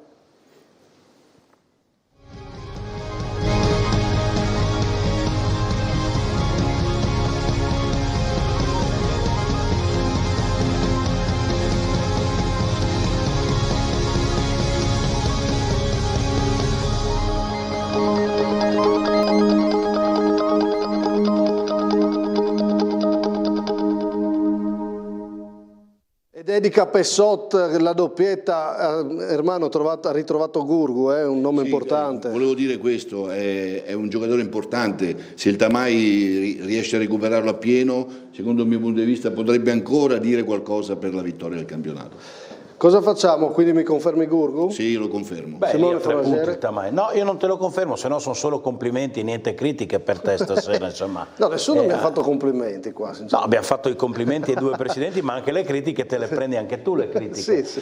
Io dico che Gurgu ha fatto una bella doppietta, una vittoria insomma, che mi aspettavo forse per non classifica. scontata. Però in questa domenica mi piace segnalare Luca Filippo del centrosedia, perché il centrosedia arrivava da qualche risultato un po' così. Affrontava un Sistiana che era la squadra con più lunga serie positiva, 7 risultati utili consecutivi, doppietta, messo a posto, sistemato di nuovo la classifica e soprattutto ridato morale a una squadra al centrosedia che insomma stava vivendo un momento un po' particolare. Te la passo anche perché in questo mese io ho visto anche il derby con il Corno e Filippo mi è piaciuto tantissimo, resta un giocatore di grande qualità in questa promozione. Ha rispolverato un bel giocatore. È un bel giocatore, doppietta poi importantissima, hai ragione. Altra doppietta, vi mostro anche questa per segnalare alcuni protagonisti di giornata, Novelli del Corva. Questo ragazzo qua insomma sta facendo bene, qua direttamente da punizione, era una punizione nei pressi della bandierina, non si vede quando calcia, però non perfetto il portiere, lui trova il gol dell'1-0 e poi il raddoppio è suo con questo destro potente. È un centrocampista che sta facendo prestazioni, il Corva doveva vincere con Maniago Vaillant, lo ha fatto e lo ha fatto grazie a Novelli, quindi volevo citare anche lui, anche se miglior giocatore lo diamo a Filippo. Miglior squadra, ecco la proposta. Vai.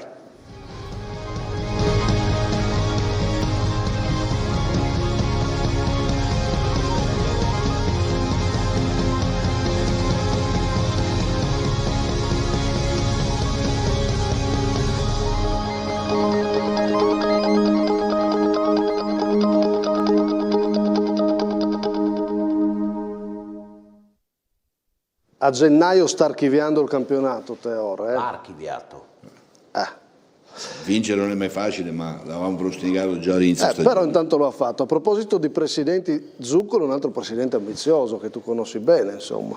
Sì, infatti sono molto contento per lui e oltretutto anche, insomma, siamo anche molto amici noi e mi fa molto piacere e sono contento che anche con l'ingresso di Bussi comunque è riuscito a dare una marcia in più. Sembra inarrestabile, ecco, speriamo che questo continui momento così per sembra lui. Proprio Insomma. così.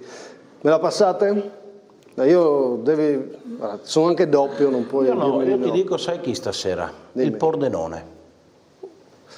Perché il Pordenone adesso sta in una lunga serie, ha perso una volta nelle ultime 10, anche sabato è andato in casa di un Fontana Fredda che comunque era atteso, voleva fare la prima vittoria in casa davanti a tanto pubblico, noi eravamo a vederla e mi sembra che il Pordenone senza grandi fronzoli, senza grandi complicazioni ha messo lì una partita e ce lo siamo detti io e te, se forse provava a calcare la mano, ad alzare l'asticella, il Pordenone inaspettatamente può farlo ancora, poteva giocarsi la vittoria finale, anticipare secondo me i tempi che loro si sono prefissati. Ci può stare di segnalarlo, ma io voglio tenere il Teo perché in questo mese qua rientrare, vincere così concretamente, non con cose meravigliose, partite molto con gol di pulite, gol di Bussi.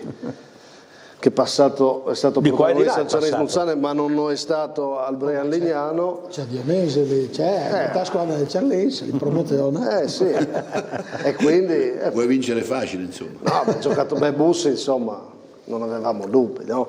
Però io voglio tenere Teor perché comunque il segnale lo ha dato molto chiaro. Mi dai però spunto, il Pordenone ha battuto Fontana Fredda. E abbiamo chiesto al presidente Muranella perché non va il Fontana Fredda era la partita dell'ex Campaner che porta il Fontana Fredda in eccellenza, in ascesa, ma l'Erba che era a vedere la partita l'anno scorso a un certo punto aveva portato il Fontana Fredda ai vertici, poi qualcosa si è interrotto e quest'anno il Fontana Fredda non ha mai vinto in un campo così importante come il Tognon. Sentite cosa ci ha detto il presidente Muranella sul perché questa stagione è difficile. Cosa è successo poi che il Fontana Fredda non è riuscito a mantenere quelle posizioni nobili dell'eccellenza? Ti sei dato una risposta e solo fa parte del percorso o hai altre risposte? La federazione ha cambiato le regole. ha cambiato le regole e ha tolto a società come il Fontana Fredda, che non hanno alle spalle i presidenti titolari di aziende piuttosto che presidenti che possono spendere tanti soldi, ha mantenuto quello che era la volontà di costruire un settore giovanile importante e lanciare e fare delle scommesse. Quest'anno alcune scommesse non sono andate buone, non sono andate bene. Cos'è cambiato? Cambiando le regole non hai fuori quota quest'anno, cosa che a noi hanno sempre fatto la differenza i nostri fuori quota, e non hai giocatori vincolati. Stiamo andando verso un calcio non più dilettantistico ma esclusivamente professionistico. I giocatori bisogna pagarli, i giocatori arrivano con i procuratori. Forse qualcuno dice che abbiamo alzato il livello? Raccontiamoci chi sta giocando e andiamo a vedere quali sono le società che stanno lanciando i giovani. Ho visto il Fiume Veneto che è primo in classifica, bravi, complimenti, noi non riusciamo a farlo e questo secondo me è un grosso problema, aver cambiato questo tipo di regole. L'ho detto in tutte le sedi possibili e immaginabili. L'anno prossimo torniamo con i fuori quota? Forse il Fontana Fredda, che non ha le spalle grosse finanziariamente come altre realtà, riuscirà magari a fare un progetto diverso. È una questione di soldi, insomma, mi pare di capire. No, è una contraddizione dietro l'altra, secondo me, non una questione di soldi. Perché in lista domenica avevano un fuori quota solo ed era in panchina. Un presidente che dice che i fuori quota hanno fatto sempre la differenza. Non c'è l'obbligo di farli giocare, ma nessuno ti impedisce di farli giocare. Se ti fanno la differenza e li hai bravi, perché non li fai giocare? Però è vero che si va verso un calcio per professionisti o... Ma no. No? Non è d'accordo. Si va verso i professionisti perché i presidenti hanno voluto questo, tutti. Infatti si tornerà ai fuori quota. Quindi, adesso ne parlo. Solo i due presidenti come la vedono?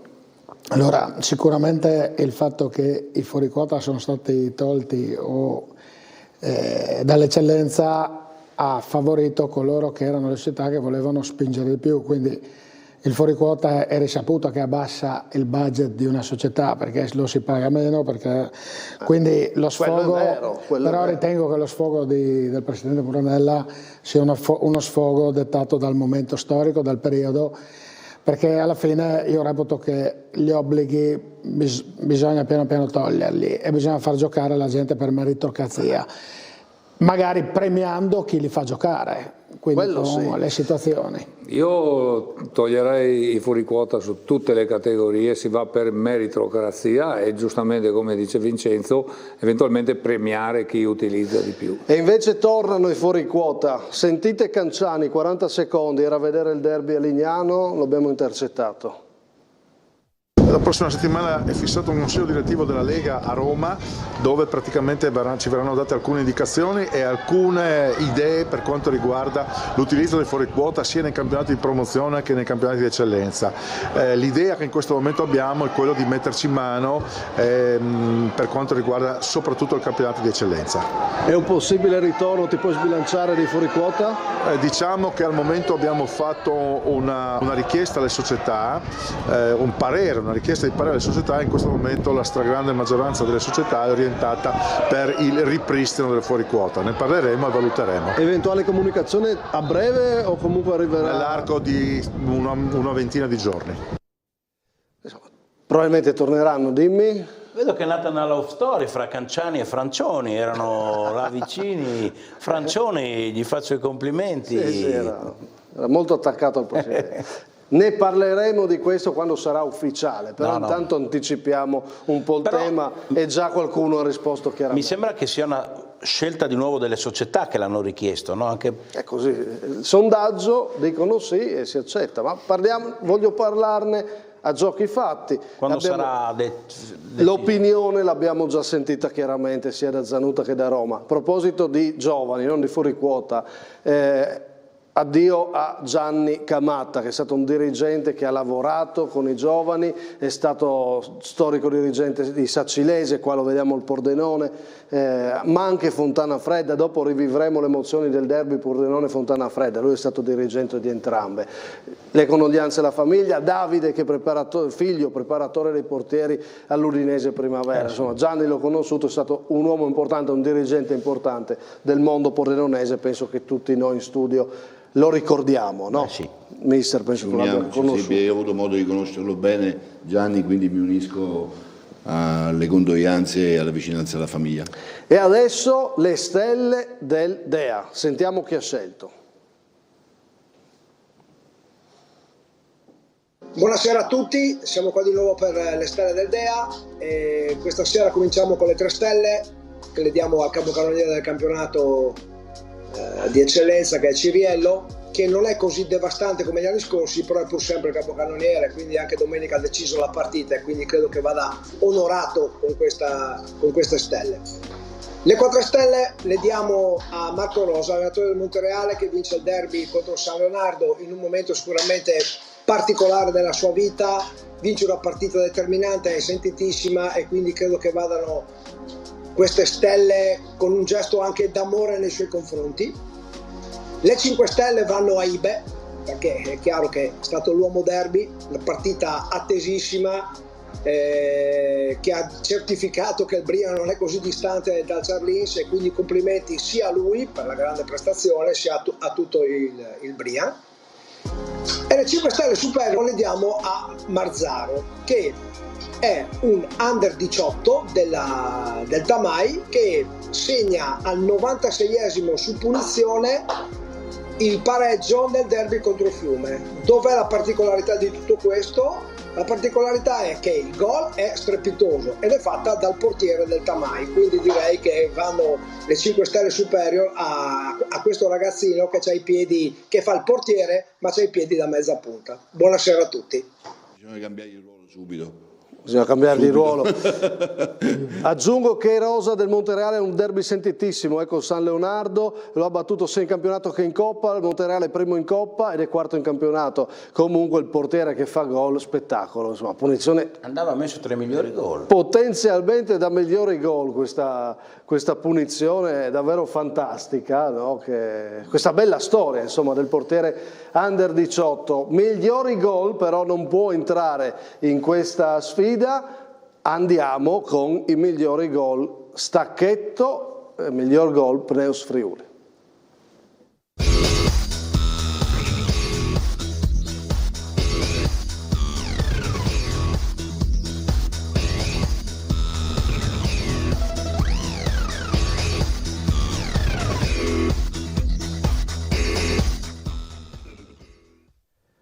Fiorenzo, guardate che bella azione, come scambia con Pavan, l'1-2, il pallone filtrante, diagonale sul campo del Sevegliano, dove gioca anche il Cernis Muzzane, ma qua parliamo del Sevegliano Faulgis e del gol di Fiorenzo contro l'Azzurra. Tonizzo, altra punizione magica. Ecco un giocatore, a proposito di leader, no? che possiamo ricordare, no? Che era importante da voi. Che bella insomma, punizione dal limite, ormai ci ha abituato, è già la seconda che fa così Tonizzo, che fenomeno. E qua De Anna, gol importante in una partita importante. Chi scegliete come miglior gol, Presidente? Zanutta. Il cuore direbbe Tonizzo, ma secondo me il più bello è quello di De Anna. De Anna. Zeno Roma. De Anna. E 2 voti per De Anna. Tonizzo l'abbiamo già premiato, quindi De Anna. De Anna. Indipendentemente che abbiamo già premiato De Anna, questa settimana, anche se è incredibile come Tonizzo riesce a fare quei gol, è già il secondo identico che fa. Sì, ma l'avevo preso io il fantacalcio, me l'aveva promesso. Ho visto, sì sì. Miglior parata, Stacchetto.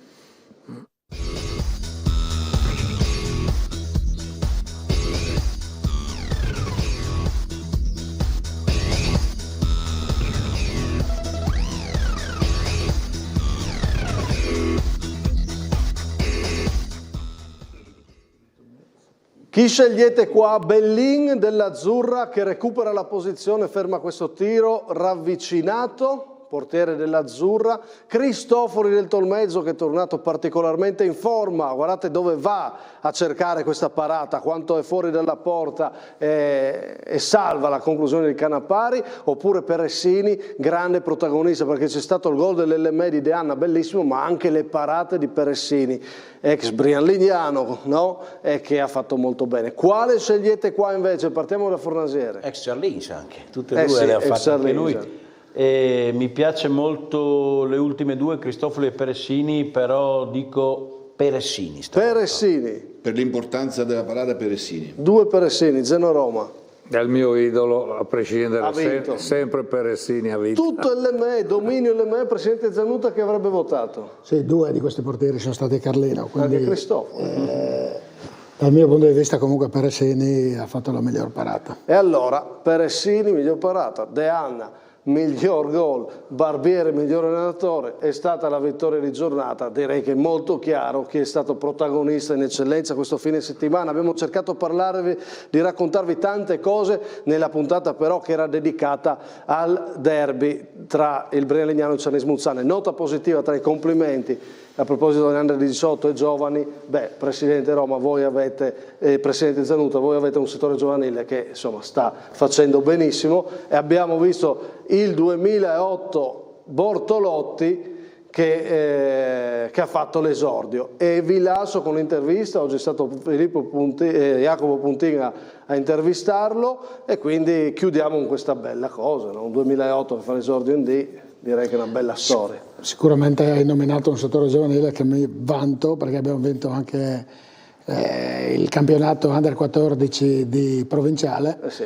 E siamo primi in tutti gli altri 3 gironi regionali, quindi è un settore giovanile che ne vado orgoglioso, e questo Bortolotti è un nostro ragazzo. E allora lo conosciamo con Jacopo Puntin. Poi torneremo a parlare di derby, visto che abbiamo parlato tanto del derby di Serie D, ma anche il derby di eccellenza tra Pordenone e Fontana Fredda. Pordenone è stata una bella giornata con la cronaca di Fornasiere, e attenzione, vi parliamo anche di Coppa, di prima categoria e di terza categoria, perché l'unico campionato che è ripartito è la terza Girone A. Quindi vi lascio con questo finale con tante cose, perché è ancora curioso di ascoltare storie di calcio dilettanti, come sempre su TV12, con Terzo Tempo e A Tutto Campo. Grazie Presidente Zeno Roma. Grazie a voi. Continui a festeggiare? Paghi tutta la settimana. Quindi paghi tu il Brunello del 99. Certo. Adesso. Perfetto. Grazie a Vincenzo Zanutta, grazie. Simone Fornasiere, Ermanno Tomei. Grazie a voi. Pietro Piccini e Francesco Zilli in regia, e andiamo con la nostra parte finale. Ciao. Questa sera siamo a Carlino con Filippo Bortolotti. Ciao Filippo. Buonasera a tutti. Raccontami un po' il tuo percorso, da dove sei partito per arrivare adesso qui a Carlino, esordio in D, poi ne parleremo. Sono partito vicino casa, all'Audax San Rocchese, all'età di 5 anni. Ho fatto lì 8 anni, ho fatto un anno a Manzano, l'Under 14, e poi dall'Under 15 ad oggi sono qua. Quindi praticamente 3-4 anni qui quarto anno qui a Carlino. Insomma, abbiamo detto esordio in prima, esordio da titolare, perché eri già entrato in una partita così importante come il derby col Brera Legnano. Intanto ti chiedo che emozione hai provato quando il mister ha detto la formazione e ha detto Bortolotti. Ma non me l'aspettavo, però la tensione l'ho provata fino a poco prima del riscaldamento, poi mi sono subito immerso nell'ambiente, anche grazie ai compagni che hanno cercato di tranquillizzarmi fin dall'inizio e hanno cercato un po' di mettermi a mio agio sia in campo che fuori, magari coi tifosi in generale. Raccontaci un po' anche dal tuo punto di vista, insomma, che partita è stata, al di là del risultato poi. Ma sono abbastanza contento di come ho giocato, poteva di certo andare peggio. Il ritmo è abbastanza alto, anche la fisicità. Abbiamo preso un gol sfortunato e uno sul finale, cercando di recuperare la partita in 10. La mia prestazione la valuto discretamente, ho fatto il mio, ho sbagliato qualcosa, ma da quello che ho sbagliato posso comunque trarre insegnamento, migliorare. Sei uno dei tanti ragazzi venuti fuori dal settore giovanile, un settore giovanile importante come quello del Cernís Muzzane. Insomma, ti chiedo come sono stati questi anni nelle giovanili e com'è anche il passaggio tra le giovanili e la prima squadra, non solo tuo ma anche come l'hai visto da altri tuoi compagni. Dall'Under 15 sono state 3 belle stagioni. L'Under 15 abbiamo vinto il campionato, in Under 16 abbiamo perso in finale ai rigori, e in Under 17 abbiamo di nuovo vinto il campionato, l'Elite. La società in questi anni è cresciuta sia dal punto di vista delle giovanili ma anche delle strutture, come il campo di Muzzano una volta non era in sintetico. Il passaggio fondamentale è stato quello dalla Under 17 alla prima squadra, e ho iniziato in ritiro con la prima squadra a luglio e la differenza sostanziale sta nell'intensità e nella qualità delle giocate. Ogni cosa deve essere fatta al meglio, la scelta deve essere sempre quella giusta, come giusto che sia, perché il livello è molto più alto. Hai fatto anche una parte di stagione con gli juniores nazionali, categoria di un ottimo livello per crescere e arrivare in D. Come hai visto proprio la differenza? È tanto grande lo scalino tra juniores e prima squadra secondo te? Abbastanza. L'anno scorso guardavo la juniores nazionale un po' come un livello altissimo, ma dopo aver fatto la preparazione con una squadra di Serie D, questo scalino non lo vedevo più perché mi sono abituato a un'intensità molto più elevata. Sì, non per snobbare ovviamente, anzi, però per dire che in Serie D si va forte. E comunque anche la juniores è un bel livello, un bel campionato. Insomma, allenato anche da un mister di nome importante come mister Zironelli, nello staff c'è anche Pippo Maniero, insomma persone importanti nel mondo del calcio. Ti chiedo come ti hanno accolto e come ti stanno aiutando in queste prime esperienze, questi primi passi nel calcio dei grandi. Secondo me mister Zironelli e mister Maniero sono due allenatori completamente diversi ma che insieme funzionano bene. Mister Zironelli pretende che le cose in campo siano fatte in modo giusto, nonostante comunque supporti e aiuti i giovani, mentre mister Maniero è una figura più amichevole che cerca di mettere a suo agio o di sdrammatizzare le situazioni più difficili. Beh, è giusto mix insomma, anche perché magari mister Zironelli vede e pretende dalla squadra giocare in un certo modo, mister Maniero anche come figura è stato scelto per essere più attento anche magari a questo tipo di situazioni come l'inserimento dei ragazzi, immagino. Sì, sicuramente.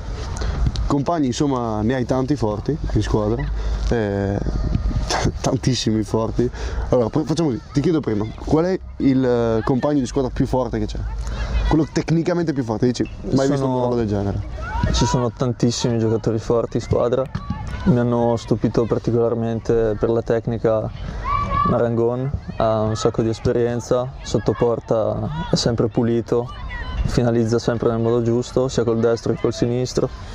Luca Maniero ha una grandissima tranquillità palla al piede. Che comunque per il tuo ruolo immagino ti aiuti. Sì, sicuramente. Anche il nuovo arrivato Doratiotto, tecnicamente molto bravo, non sente la pressione dell'uomo anche nelle zone più complicate del campo, riesce sempre ad uscire palla al piede. Qual è una cosa che ruberesti soprattutto a Maniero e Doratiotto, visto che sono i tuoi simili nel ruolo? Ecco. Sicuramente la tranquillità palla al piede e il fatto di fare sempre la scelta giusta in mezzo al campo, che è fondamentale. Invece ti chiedo, i tuoi compagni come ti hanno accolto, insomma, anche fin da ritiro immagino? Sì, ma fin dal ritiro mi sono sentito, nonostante la differenza di età, sempre parte di un gruppo, anche perché c'è una grande quantità di giovani, ci sono molti under 2007-2006, qualche 2008 si viene ad allenare molto spesso, quindi mi sento integrato, mai escluso. Così schiettamente, anche se solo dopo una partita, ma comunque ti sei allenato quasi tutta la stagione con un livello di Serie D, dopo questa prima esperienza hai capito che ci puoi stare forse in questo livello? Faccio ancora un po' fatica, però penso che col tempo, con l'esperienza, posso abituarmi ai ritmi, l'intensità, le scelte e riuscire a giocare con più facilità in questo livello. Delle squadre invece che hai visto sin qui in campionato, qual è quella che ti ha impressionato di più, che avete affrontato soprattutto? Forse perché era la mia prima convocazione in un campo, in uno stadio importantissimo, pieno di gente, il Treviso, anche perché l'importanza della partita ai tempi era uno scontro diretto, quindi... Insomma, hai detto che ci puoi stare in questo livello, ti chiedo qual è il tuo obiettivo personale, quantomeno per quest'anno, poi se vuoi dirmi anche quello in un futuro un po' più lontano. Per quest'anno certamente fare qualche altra apparizione in Serie D, in campionato. E magari il golletto, anche dai. Sarebbe perfetto. Con la Juniores invece l'obiettivo è sicuramente quello di riuscire ad agguantare i playoff, perché secondo me è una squadra che ha un gran potenziale ma che non è riuscito a dimostrarlo pienamente durante questa stagione. In generale nel tuo ruolo qual è un giocatore alla quale ti ispiri? Ma Kevin De Bruyne, la mia posizione, penso sia il più completo, attualmente no, ma fino a un paio di anni fa era il più forte del mondo. Sei altre passioni oltre al calcio? Ma gli sport in generale, poi va anche considerato che andando a scuola la mattina ed allenamento e tornare a casa la sera non ho molto spazio durante la settimana per... Allenarsi il pomeriggio per chi va a scuola è difficile. Sì. Che scuola fai? Scientifico sportivo. E qual è la tua idea di carriera post? Su quello sono ancora dubitante, non ho molte idee. Per ora calcio, intanto ci concentriamo sul pallone, ed è giusto così? Hai un rito scaramantico prima di entrare in campo? Niente di particolare, solitamente entro in campo sempre col piede destro. Ci sta. Il resto, niente di strano. Ti chiedo un messaggio che daresti a te di 5 anni fa, domanda che mi è venuta adesso vedendo anche tutti questi bambini che stanno cominciando a allenarsi, insomma ti rivedi un po' in questi ragazzi qua, cosa diresti a un ragazzino come loro?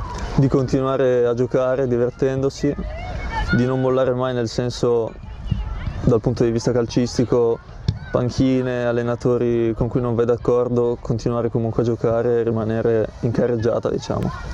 Questa che del Pordenone è stata la casa degli ultimi anni passati tra i professionisti, questa che del Fontana Fredda è invece la casa dove però i rossoneri non hanno mai vinto. Questa è Fontana Fredda, nuovo Pordenone, gara valida per la 20ª giornata del campionato di eccellenza.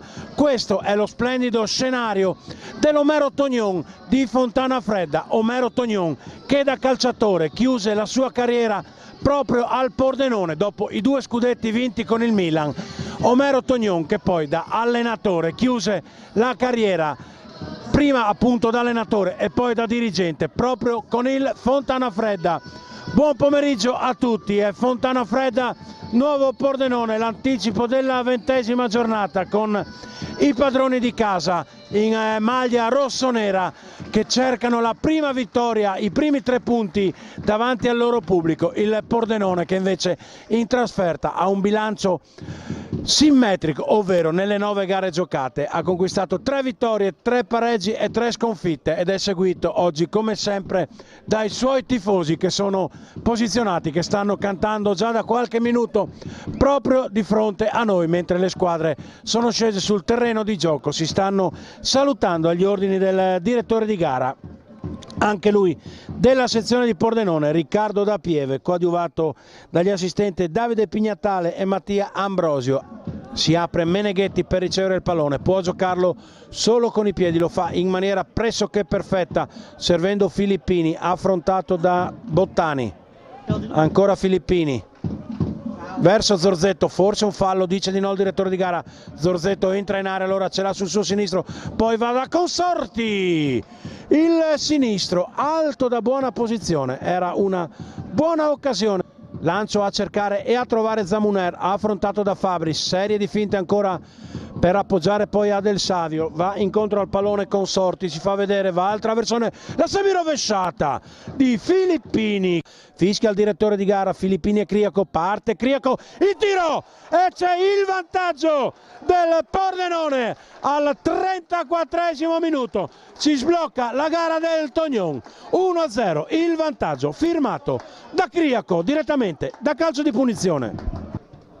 Palla in avanti per Scappin, affrontato da Colombera, riesce però Scappin a tornare in possesso di palla, la mette al centro, non c'è nessuno, avevano tagliato tutti sul primo palo, non erano saliti i centrocampisti, poi attenzione all'errore con Cotti Cometti che va alla conclusione, Scappin, che parata ancora di Meneghetti. Cosa ha preso il numero 1 del Pordenone, ma cosa aveva rischiato la squadra in maglia bianco-verde al 40esimo minuto? Il tiro di Scappin, la doppia parata di Meneghetti, lunga per Stisio, buono il controllo del 10 di casa, poi il servizio, entra in possesso palla Cotti Cometti, il sinistro alto di pochissimo. Interviene Nadal, poi Scappin, forse un fallo, fa giocare il direttore di gara, allora prova a correre Fabris che è dentro l'area di rigore, diagonale! Fuori di un soffio, Fontana Fredda che negli ultimi minuti ha messo davvero paura al Pordenone. Rimessa laterale, già battuta, il Pordenone manda in avanti verso Zamuner che prova a correre, sembra in vantaggio su Piasentin, tiene vivo il pallone Zamuner, è però da solo, salgono dai suoi compagni, Zamuner dentro l'area, va a terra, calcio di rigore in favore del Pordenone.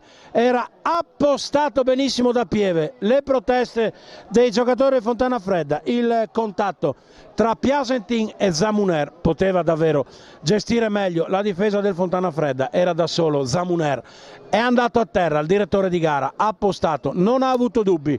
Parte Zorzetto con il sinistro, il tiro rete, il raddoppio del Pordenone al 47esimo minuto del primo tempo, il calcio di rigore di Zorzetto che fa 2-0. Parte con il destro, va a centro area, il pallone proprio per Tellan che svirgola al destro, poi il colpo di tacco di Monteleone, Meneghetti controlla che il pallone esca sopra la traversa in rimessa dal fondo. Va lui alla battuta, parte col destro, chiama lo schema sul secondo palo, Zorzetto, colpo di testa! E c'è il tris del Pordenone! Al 9° minuto di gioco si regala la doppietta Carlo Zorzetto che incorna nel migliore dei modi il traversone pervenuto dal calcio d'angolo battuto da Filippini. Filippini ci prova ancora il Pordenone con Toffoli che va a servire proprio Zamuner dentro l'area, va con il destro, il traversone! Per un soffio Zorzetto manca l'appuntamento. Niente tripletta dunque in questa gara di ritorno per Zorzetto che si ferma alla comunque più che dignitosa doppietta, lascia il campo in favore di Luca Toffoli. Nadal prova a far correre Monteleone, mette il traversone in mezzo, Biscontin raccoglie a centro area, il tiro di Gerini che riapre i giochi al minuto 39, il gol di Gerini che ha raccolto il traversone basso di Bianco e dunque accorcia le distanze il Fontana Fredda, poi va da Cotti Cometti, avanza Cotti Cometti, pensa al destro, poi il tentativo preciso, si ritrova il pallone, attenzione Stisio, il filtrante, forse il calcio di rigore, dice di no il direttore di gara, mi sembrava ci fossero gli estremi per il calcio di rigore. Protesta la panchina Fontana Fredda, episodio davvero da rivedere. Palla in avanti per Gerini, forse un fallo ai suoi danni, resta però Fabris in possesso del pallone, va da Bianco, Bianco è dentro l'area di rigore, con il sinistro il traversone per Gerini, Gerini si gira, conclusione debole. La vittoria per 3-1 del Pordenone sul campo del Fontana Fredda.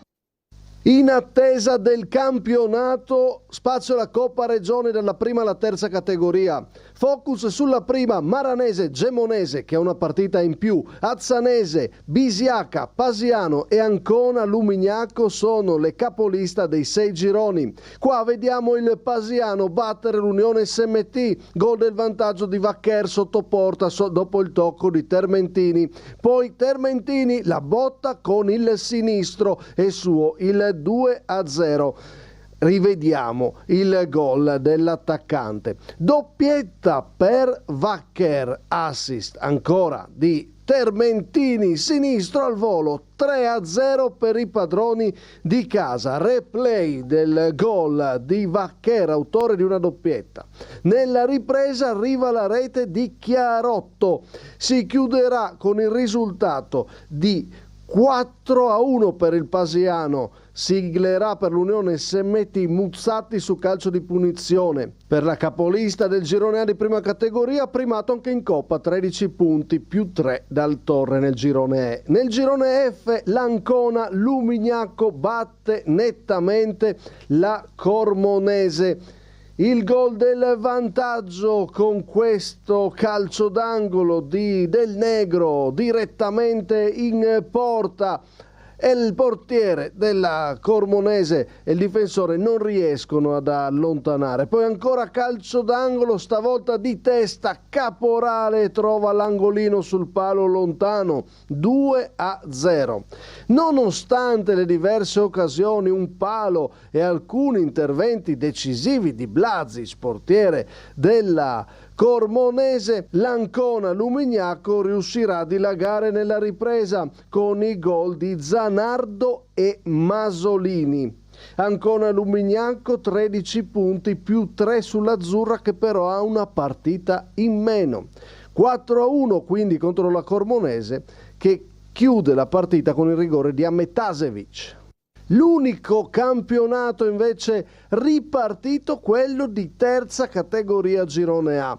Abbiamo seguito il derby Varmese-Morsano, domani l'approfondimento con tutte le interviste. Da segnalare però la buona gara dei portieri, da una parte Sovran e dall'altra Vadori. Sentiamo uno dei protagonisti a fine partita, ai microfoni di Gabriele Magrini. Siamo qui con Torresan del Varmese, migliore in campo quest'oggi in questo derby di terza categoria Girone A tra appunto la Varmese e il Morsano. 0-0 il punteggio. Intanto ti chiediamo un primo commento su questa partita.